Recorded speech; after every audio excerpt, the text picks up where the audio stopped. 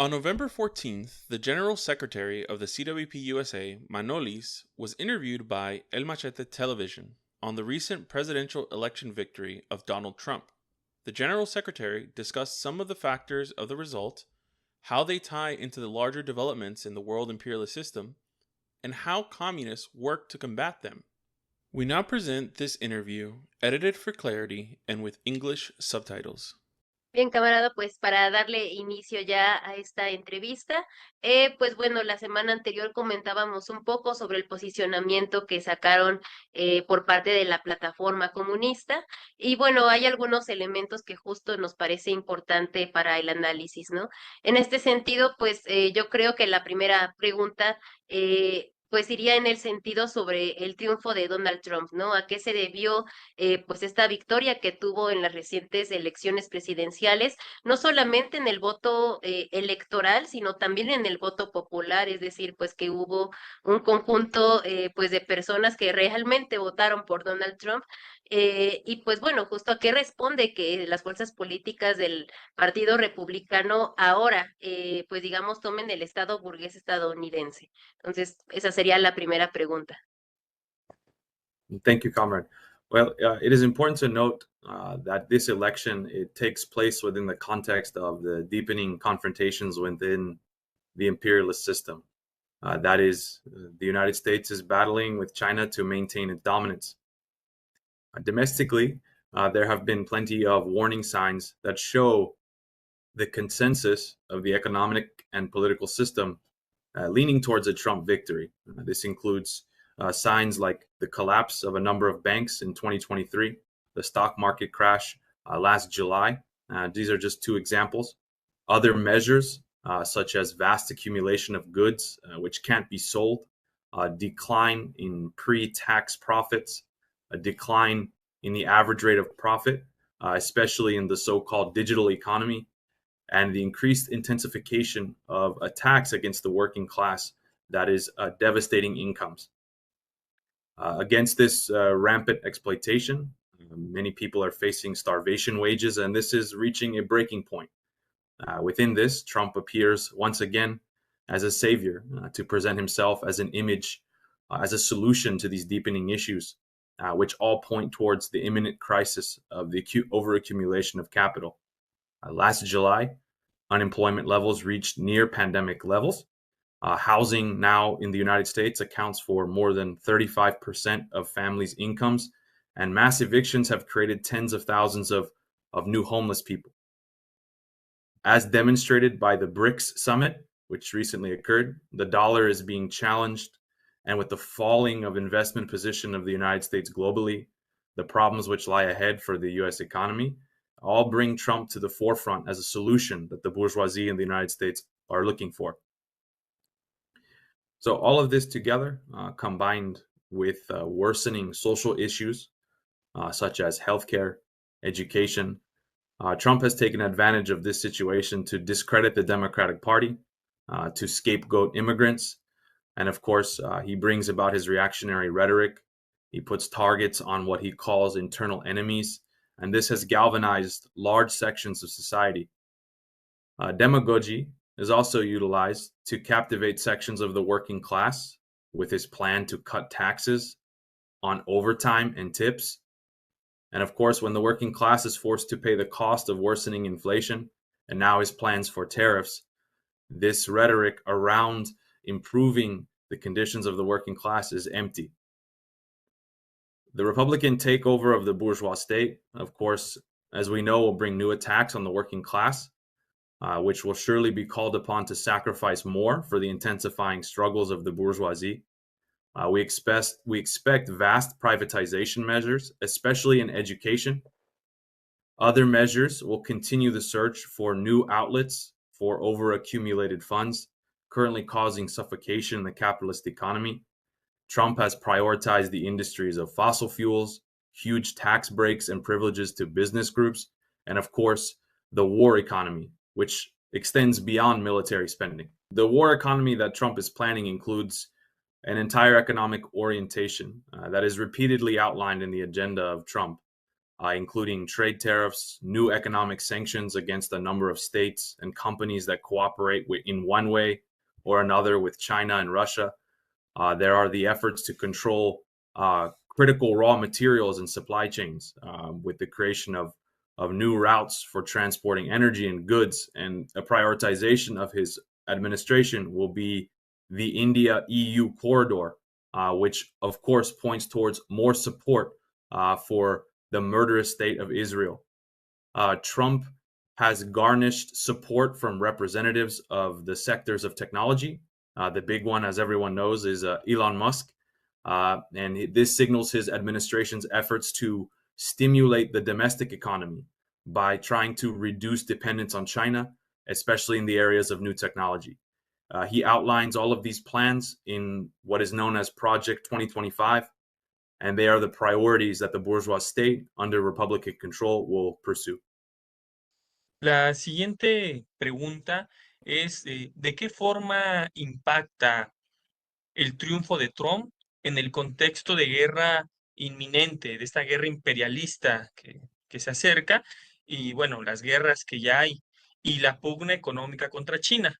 Ya un poco mencionó algunos elementos sobre sanciones, pero ¿de qué forma impacta el triunfo de Trump respecto a estas contradicciones?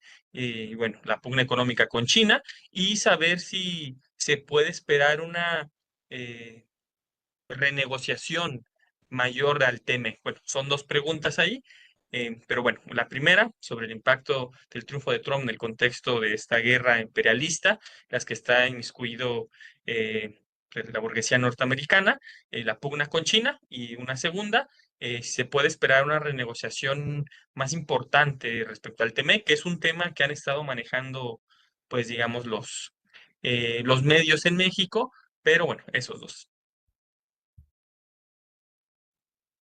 I hope that some of the impact of a Trump presidency to the risk of an outbreak of a generalized imperialist war was highlighted in my previous answer, but I'll use this opportunity to go into more detail. What we do know is we can look at the previous Trump administration and how he attempted during this administration to drive a wedge between the imperialist alliance of China and Russia. He signed off on over $110 billion in arms sales to Saudi Arabia. Of course, he continued to support the Israeli state.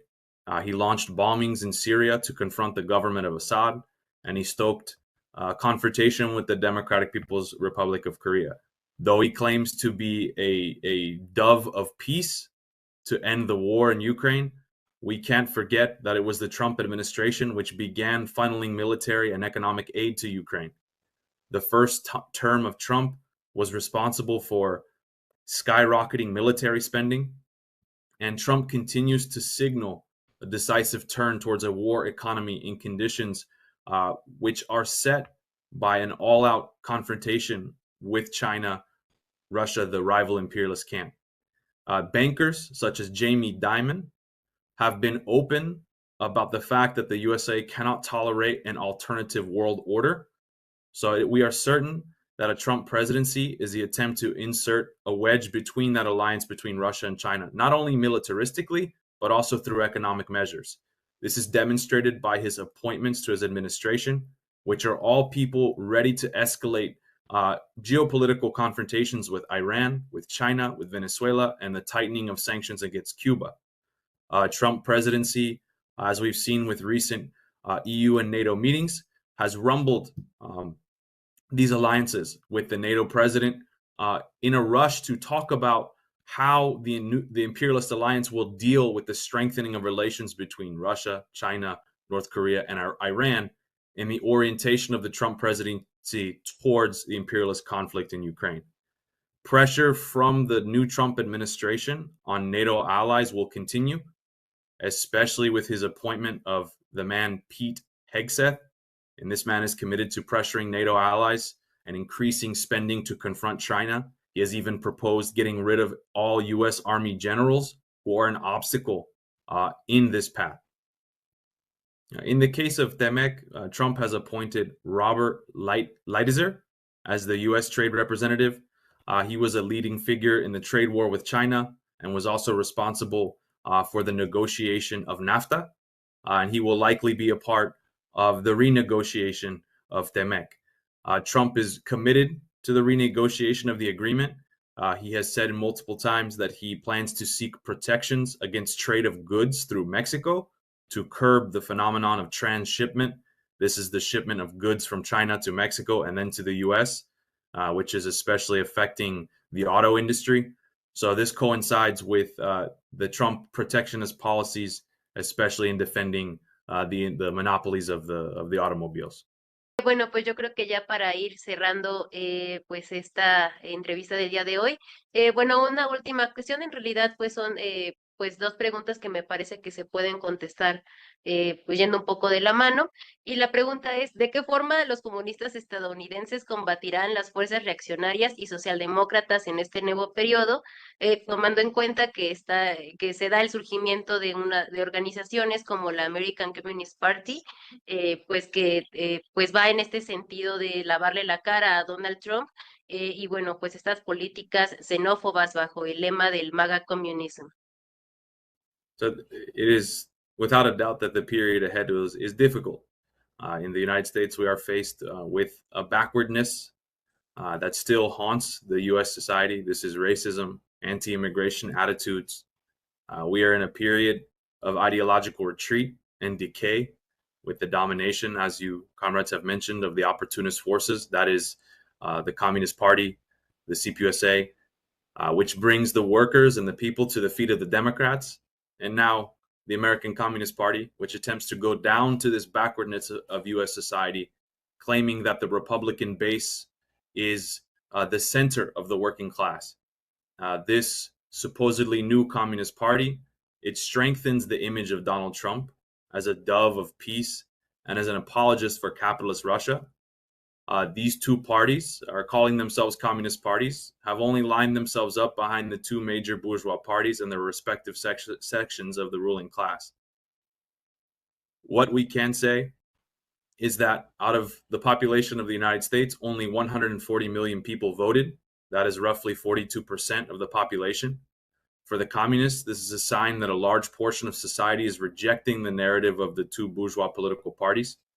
In neither party do they find a solution. In this past few years, worker struggles have continued to grow, even though they are still few. That continues to confront the horrid working conditions and living conditions. And these are the dock workers and the Amazon workers, the student and popular struggles from the university students protesting the genocide in Palestine, along with the massive protests which took place across U.S. cities. For us, these are the seeds of where the communists will focus our energy. In the workplaces, in the schools, in the neighborhoods, in the daily struggles is where we confront these forces in building class unity between the workers. There is a great need right now to confront the phenomenon of movementism, which in many cases is connected to the plans of sections of the bourgeoisie, especially those that have an interest in green capitalism. And of course, this does not exclude the ideological and political front, which is necessary in our time.